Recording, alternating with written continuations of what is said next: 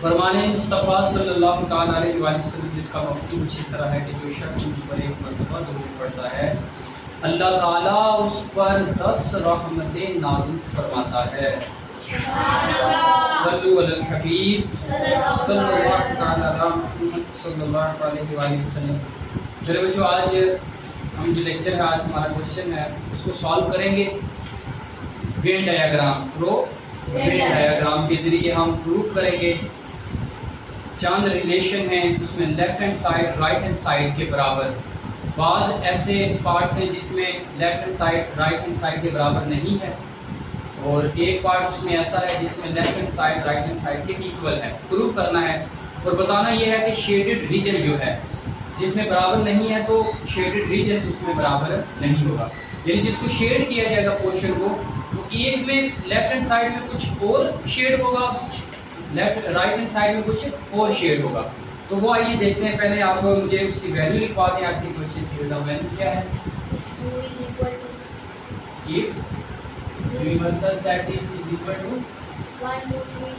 1 2 3 up to 10 up to 10। Next, A is equal to 1 4 8 9 10 and B is equal to 2 3 4 7 10. Then show that A minus B is not equal to B minus C. First part, second part is A intersection B is equal to B intersection B intersection A. Equal or not equal? Equal. Third part, A union B is equal to B union B. Fourth part, A complement is not equal to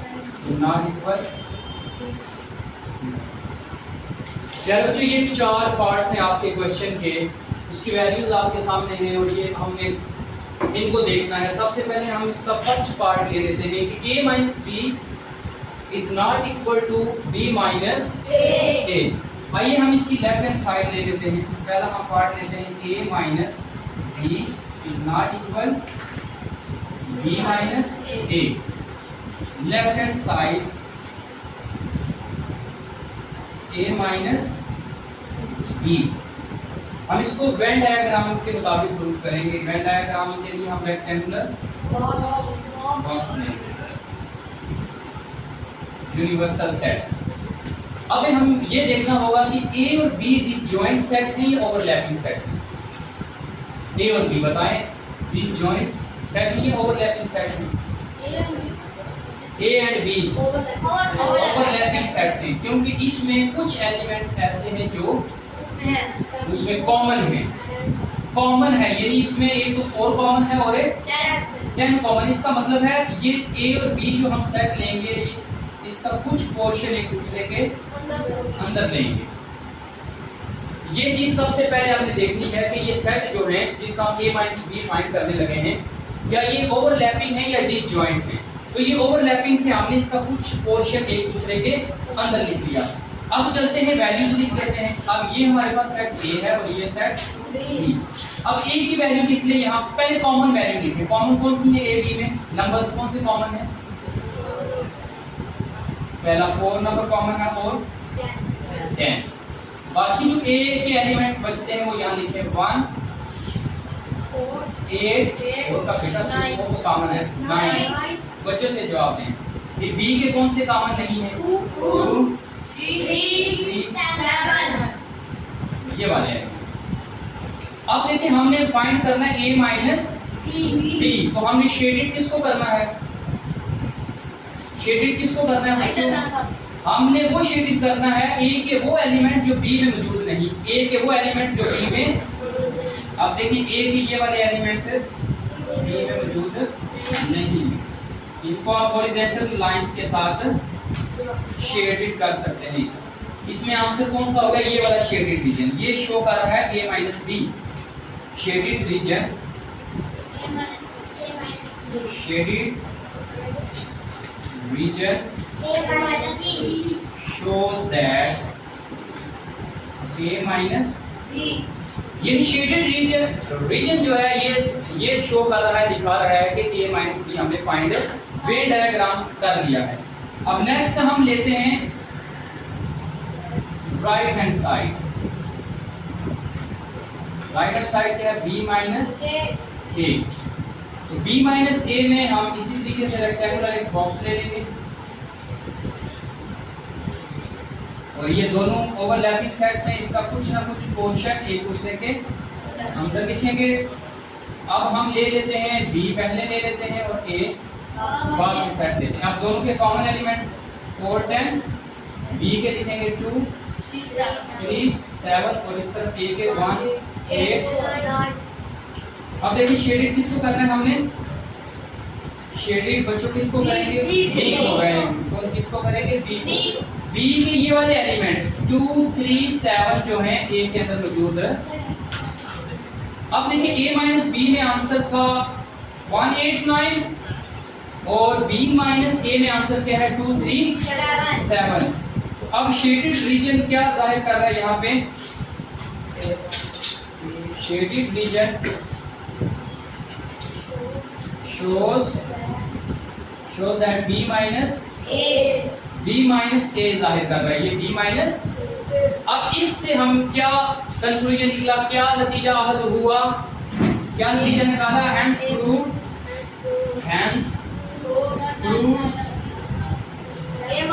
left hand side is not equal right hand।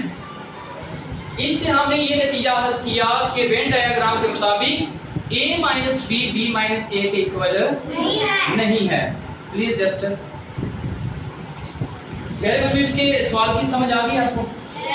अब फिर हम next question हम समझ लेते हैं। Next इसका part क्या है? नेक्स्ट पार्ट क्या है मेरे बच्चों इसमें? हाँ, a intersection b intersection b intersection b। इसके लिए हम ले लेते हैं left hand side a intersection, उसके साथ ही ले लेते हैं right hand side b intersection a। इसके लिए हम ड्रा करेंगे वेन डायग्राम, रेक्टेंगुलर बॉक्स लेंगे, यूनिवर्सल सेट। अब हम देखेंगे ए और बी, देखें कौन से ओवरलैपिंग सेट्स हैं, इसका कुछ पोर्शन दूसरे के अंदर लिखेंगे। कॉमन एलिमेंट्स क्या हैं? बोले बच्चों 4 एंड 10, ये है ए एंड ये बी। अब ए के कौन कौन से एलिमेंट बच जाते हैं वो लिखेंगे हम 1 8 एंड 9, बी के 2 3 7। अब शेडेड किसको करेंगे? इंटरसेक्शन है, इंटरसेक्शन में कॉमन एलिमेंट को शेड किया जाता है। किसको शेड किया जाता है? ये वाले एलिमेंट शेडेड होंगे। 4 और 10 दोनों सेट्स के अंदर क्या है? कॉमन। हमने इसको शेडेड कर दिया। नेक्स्ट बच्चों हम ले लेते हैं रेक्टेंगुलर बॉक्स ले लेते हैं। फिर अब इसमें हमने पहले रख देते हैं बी सेट और फिर ए, यहाँ बी रख लेते हैं और ये कॉमन एलिमेंट 4 10 और इस तरफ आ जाएंगे 2 3 7 1 8। अब शेडेड किसको करेंगे? सेंटर वाले को, कॉमन एलिमेंट किसको करेंगे? प्यारे बच्चों शेडेड रीजन दोनों 4 10 ही आंसर आ रहा है। तो हेंस प्रूफ क्या हो गया कि हमने ये प्रूफ किया left hand side is equal है राइट हैंड साइड के left hand side is equal to right hand side right hand side यानी A intersection B is equal to B intersection A। ये हमने प्रूव किया। चलते हैं अब थर्ड पार्ट की तरफ। जो थर्ड पार्ट की तरफ चलते हैं। थर्ड पार्ट क्या है हमारे पास? यूनियन। तो यूनियन प्यारे बच्चों क्या होगा? यूनियन आप खुद ये पहले भी आपने क्वेश्चन किया हुआ है। यूनियन में हम शेड किसको करेंगे? तो दोनों तरफ से तमाम एलिमेंट्स को शेडेड करेंगे। यूनियन में क्या करेंगे? ए और बी सेट्स जो हम लिखेंगे उन तमाम नंबर्स को क्या कर लेंगे? शेडेड करेंगे और ये भी आंसर सेम आएगा। हम ले लेते हैं पार्ट 4। पार्ट 4 थोड़ा डिफिकल्ट है, आप इसको देख लें। पार्ट 4 में हमने लिखना है A complement is not equal B complement. हम सबसे पहले लेते हैं एक तरफ left hand side A complement और राइट हैंड साइड क्या ले लेंगे? B complement. इसके लिए प्यारे बच्चों आपने रेक्टेंगुलर बॉक्स इस तरफ ड्रा कर लेना है। इस तरफ भी रेक्टेंगुलर बॉक्स वेन डायग्राम, ये यूनिवर्सल सेट और ये भी। अब देखिए ए का कॉम्प्लीमेंट फाइंड करना है। आपने यहाँ पे ए सेट लेना है। कौन सा लेना है? A complement. ए कॉम्प्लीमेंट का फार्मूला क्या होता है? Very good, u minus universal set minus A. यानी u में से a निकालना है। ये वाला a है आपके पास, ये निकाल लेंगे तो हम शेडेड किसको करेंगे? वेरी गुड, हम करेंगे रेक्टेंगुलर बॉक्स को शेडेड करेंगे। a को छोड़ देंगे क्योंकि a की वैल्यूज जो हैं वो इसमें से निकाल लेंगे, माइनस कर लेंगे u में से, यूनिवर्सल में से। और यूनिवर्सल की जो बाकी एलिमेंट्स बचेंगे उनको हम क्या कर लेंगे? शेडेड कर लेंगे। उनको हम क्या कर लेंगे? उनको हम शेडेड कर लेंगे। फॉर एग्जांपल आपके पास 1 भी है, a में 4 है, 8 है, 9 है, 10 है। तो जो वैल्यूज नहीं है वो आप शेडेड कर लेंगे। ये बाहर वैल्यू कौन सी आ जाएंगी? यहाँ मैं आपको वो शो कर देता हूँ। a कॉम्प्लीमेंट की वैल्यू क्या आ जाएगी? देखें, जो वैल्यूज a के अंदर नहीं है यूनिवर्सल, जो कौन कौन सी हैं? एक तो 2 नहीं है, फिर 3 भी नहीं है, 7 नहीं है, 5 कैसे लिखाएं? 5 नहीं है, 7 नहीं है और बाकी हैं। यानी 3, 2, 3, 5, 7 वैल्यू यूनिवर्सल की वो ए के अंदर मौजूद नहीं। और ये वाली बाहर वाले वैल्यू का इसका होगा आंसर शेडेड। अभी दूसरी हम ले लेते हैं। हम यहाँ पे ले लेते हैं बी कॉम्प्लीमेंट। बी कॉम्प्लीमेंट का फार्मूला क्या होगा? u minus b। इसके लिए हम पहले बच्चों ये b सेट ले लेंगे। अब b की वैल्यूज देखें, कौन सी b की वैल्यू जो है u के अंदर नहीं है। देखें b की वैल्यू देखें ना, यूनिवर्सल सेट में से आपने b माइनस करना है।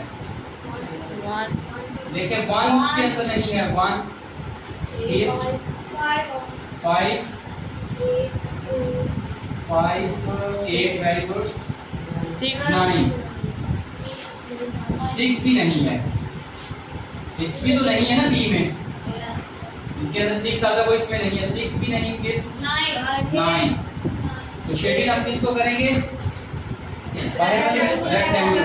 अब देखिए शेडिंग जिसको किया है वो सेम आंसर है। देखें दोनों तरफ है कि नहीं? इधर हमने शेडिंग किया 1, 5, 6, 9 को, इधर शेडिंग किया 2, 3, 5, 7 को। तो ये इक्वल है? नो, ये इक्वल है नहीं। रूट ये हुआ कि left hand side is not equal to left hand side is not equal to right hand side. ये कैसे पता लगा? यहाँ हमने शेडेड किया 2, 3, 4, 5, 7 को, 3, 2, 3, 5, 7 को शेड किया। और बी कॉम्प्लीमेंट में हमने किसको शेड किया?